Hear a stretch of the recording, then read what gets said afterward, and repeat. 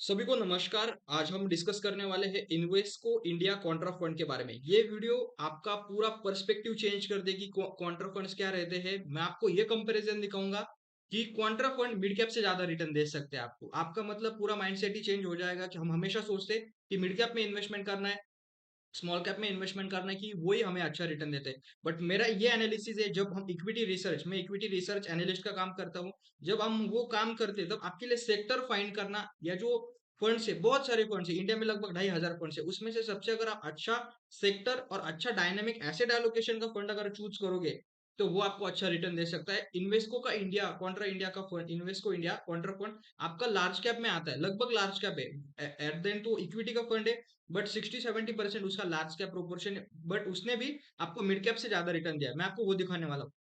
तो एक सबसे छोटी सी रिक्वेस्ट है कि प्लीज चैनल को सब्सक्राइब करना। चैनल को लगभग 60 सब्सक्राइबर से प्लीज उसे 100 तक लेके जाना, इतनी छोटी सी रिक्वेस्ट है। राइट, इमीडिएटली स्क्रीन के ऊपर चलते हैं, वीडियो को एंड तक देखना है, मिस नहीं करना है, क्योंकि ये वीडियो आपका पूरा पर्सपेक्टिव चेंज कर देगी कि म्यूचुअल फंड के बारे में जो मिथ है कि स्मॉल कैप ही रिटर्न बना सकता है या मिड कैप ही रिटर्न बना सकता है, ऐसा बिल्कुल नहीं है। आप लार्ज कैप में इन्वेस्टमेंट करो, आपके रिटर्न बन सकते हैं, बट कहां पर और कब कितना इन्वेस्टमेंट करना है ये ध्यान में रखने वाली चीज है। राइट, अब इन्वेस्को इंडिया कॉन्ट्रा फंड जिनको भी पता नहीं है, मैंने एसबीआई कॉन्ट्रा फंड के बारे में वीडियो क्रिएट किया था। अब कॉन्ट्रा फंड्स क्या होते हैं? जो स्कीम्स अंडर वैल्यूड स्टॉक्स में इन्वेस्टमेंट करते हैं, जो स्कीम, फिर से रिपीट कर रहा हूँ, under valued schemes, under valued company में इन्वेस्टमेंट करते हैं, उसे हम कहते हैं कॉन्ट्रा फंड। अभी मान लो कुछ कारण कंपनी में गड़बड़ी चल रही है, जैसे आप सुजलॉन का एग्जांपल है कि सुजलॉन में कुछ तो गड़बड़ी चल रही थी, उसके कारण पोटेंशियल तो बहुत है, हमें मालूम है कि कंपनी अच्छी है, मार्केट मार्केट लीडर है लगभग रिन्यूएबल एनर्जी में, बट कुछ तो गड़बड़ी है, कुछ तो फंडामेंटल फाइनेंशियल इश्यू है। अभी मार्केट बहुत उसे कम प्राइस दे रहा है स्टॉक को, बट आने वाले समय में स्टॉक डबल हो सकता है, जो भी हो सकता है। राइट, तो ऐसे स्टॉक्स में जो भी स्कीम्स इन्वेस्टमेंट करते हैं उसे हम कहते हैं कॉन्ट्रा फंड।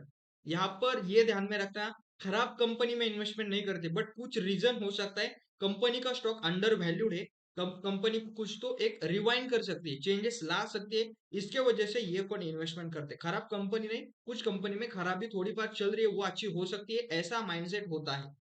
ये चीजें ध्यान में रखना है। वो चाहे लार्ज कैप हो, मिड कैप हो, स्मॉल कैप हो, सभी में इन्वेस्टमेंट करते हैं, हम आज डिटेल में देखने वाले। अगर आप यहाँ पर देखोगे तो 11 साल कंप्लीट हुए, लगभग 16,000 करोड़ का ईएम है, मतलब मिड कैप से भी ज्यादा ईएम ये फंड का है, मैं आपको दिखाता हूँ। राइट, बीएससी 500 आपको जो बेंचमार्क है वो हमेशा ध्यान में रखना है कि कंपेयर कहाँ से करोगे कि हमारा फंड अच्छा है या नहीं। मैं हमेशा मानता हूँ, आप एक छोटी सी सलाह देता हूँ। बहुत लोग ये कहते हैं कि आपका पोर्टफोलियो रीबैलेंसिंग होना चाहिए हमेशा, 1 साल में, 1.5 साल में, वो मतलब एकदम, आप 1 साल में, 2 साल में अगर आप रीबैलेंसिंग करोगे, 3 साल में तो आप पूरा टैक्स ही भरते जाओगे। कभी ऐसा नहीं करना। जब तक आपका म्यूचुअल फंड का स्कीम बेंचमार्क से अंडर परफॉर्म नहीं करता, आपको उसको हाथ ही नहीं लगाने का, मतलब टच भी नहीं करने का। मान लो बेंचमार्क आपको 15% रिटर्न देता है, आपका फंड आपको 15% रिटर्न दे रहा है, कुछ प्रॉब्लम नहीं, बाकी फंड कितने भी रिटर्न दे, बाकी स्कीम कितने भी रिटर्न दे, जब वो 15 से कम आएगा, मान लो 12 आएगा, 13 आएगा, तब आपको सोचने वाली चीज है कि अगर बेंचमार्क कोई बीट नहीं कर पा रहा, तब आपको चेंज करना है। अनलेस एंड अनटिल आपको टच नहीं करना, ये मेरी बहुत ही गोल्डन रूल रहेगा आपके लिए। राइट, उसके बाद आते हैं रिटर्न्स देखेंगे कॉन्ट्रा फंड्स। मैंने कहा कि अंडर वैल्यूड अगर कंपनी में इन्वेस्टमेंट करेंगे तो जो आने वाले समय में जब वो वैल्यूड अच्छा होगा तो हमें रिटर्न्स भी अच्छे मिलेंगे। ये कॉन्सेप्ट पर ये कंपनी काम करती है। मैंने आपको फंड एज दिखाया ऊपर, लगभग 11 साल 6 महीने ये फंड को हुआ है। अगर आप रिटर्न्स देखोगे 3 साल के तो रिटर्न सभी में अच्छे, 5 साल के रिटर्न देखोगे तो 24% का सीएजआर है, नॉट जो मिड कैप के जैसे रिटर्न है। लगभग 10 साल का रिटर्न देखो तो लगभग 19.46% के रिटर्न है। अभी जस्ट कंपैरिजन के लिए मैंने क्वांट का मिड कैप फंड लिया है। क्यों क्वांट का लिया? क्योंकि मार्केट लीडर है। आप कोई भी दूसरे फंड से कंपेयर करो, कोई प्रॉब्लम नहीं। ये फंड को लगभग 11 साल 6 महीने हुए, एयूएम कॉन्ट्रा फंड से कम है। हम मिड कैप को कंपेयर करने वाले कि क्या मिड कैप हमेशा अच्छे रिटर्न देते हैं या फिर दूसरे फंड हमेशा कम रिटर्न देते मिड कैप के कंपैरिजन में, ऐसा नहीं है। अगर आप 10 साल के रिटर्न देखोगे तो 10 साल में 22% की रिटर्न है, और क्वांट्रा ये जो क्वांट का मिड कैप है और इन्वेस्को का फंड है क्वांट्रा फंड, लगभग आपके 20% की रिटर्न है। तो इसमें ऐसा कोई नहीं है कि हमेशा आपको मिड कैप में, लार्ज स्मॉल कैप में इन्वेस्टमेंट करना है।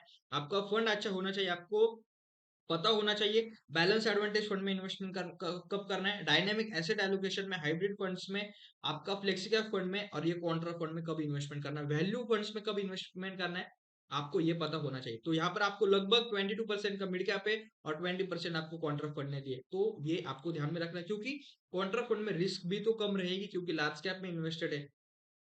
यहाँ पर अगर आप पोर्टफोलियो देखोगे, इन्वेस्को इंडिया का कॉन्ट्रा फंड है, ध्यान में रखना, दो ही फंड से कॉन्ट्रा, एक तो एसबीआई और इन्वेस्को इंडिया। आपको कोई भी फंड में आप इन्वेस्टमेंट कर सकते हो, कोई टेंशन लेने की जरूरत नहीं।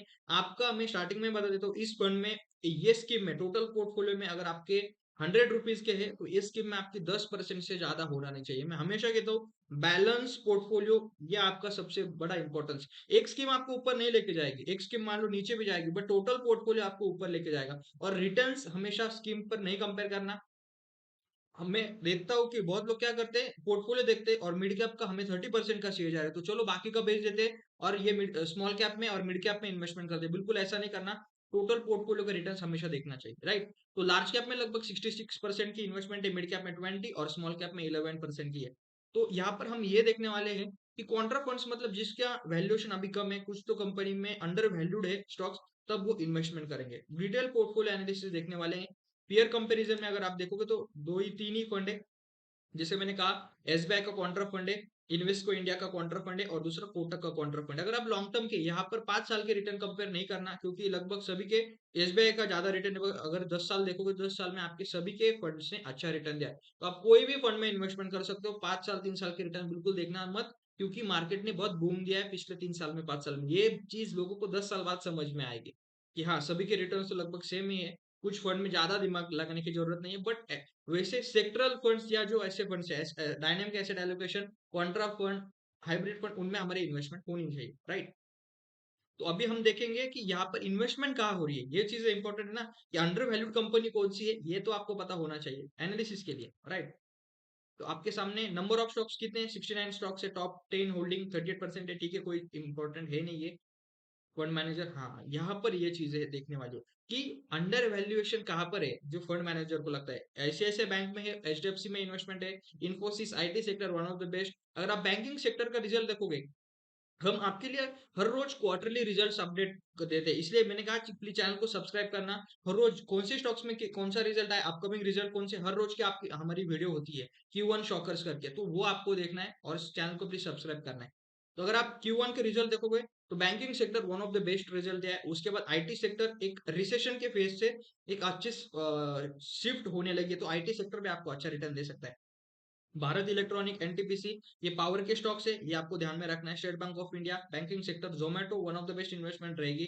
कोफोर्ज, आईटी कंपनी है, Larsen and Toubro, market leader ही है। सन फार्मा, ये भी बहुत अच्छा स्टॉक है। हिंदुस्तान एरोनॉटिक्स, डिफेंस सेक्टर में सबसे लीडिंग स्टॉक ये है। आरईसी, उसके बाद छोटे छोटे स्टॉक से 2-2%। एवेन्यू सुपरमार्ट की ईयर ऑन ईयर ग्रोथ 17% पर है। मैंने आपको ये शॉकर्स, Q1 शॉकर्स यानी Q1 के रिजल्ट में बताया था। Tata Motors one of the best stock. तो आपको ये समझ में आया कि रैंडम कहीं पर भी इन्वेस्टमेंट नहीं करते।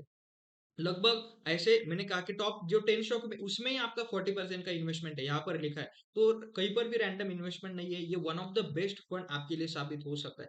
लास्ट में आपको कंक्लूजन बताता हूँ, क्या इस फंड में इन्वेस्टमेंट करना चाहिए। 100% कॉन्ट्रा फंड में आपका इन्वेस्टमेंट होना चाहिए, और वो भी लॉन्ग टर्म के लिए। शॉर्ट टर्म के लिए ऐसा कुछ नहीं कि अभी इन्वेस्टमेंट करना है शॉर्ट टर्म के लिए, 1 साल 1.5 साल 2 साल, नहीं, लॉन्ग टर्म में इन्वेस्टमेंट करो। आपका 20% का, मैं मानता हूँ आपको 16 17 18% का भी इससे, ये समय से, क्योंकि 2020 से 2024 चल रहा है, लगभग हाफ 2024 है। अभी तक आपको बहुत सारे सीएजआर मिले होंगे 25-30, बट आने वाले समय में ये सीएजआर नहीं मिलेंगे। ये बात लिख के रखना, क्योंकि जब इकोनॉमी ग्रो होती है तो स्लो एंड स्टेडी पेस पर ग्रो होती है, ऐसे 30-40% के सीएजआर नहीं मिलते।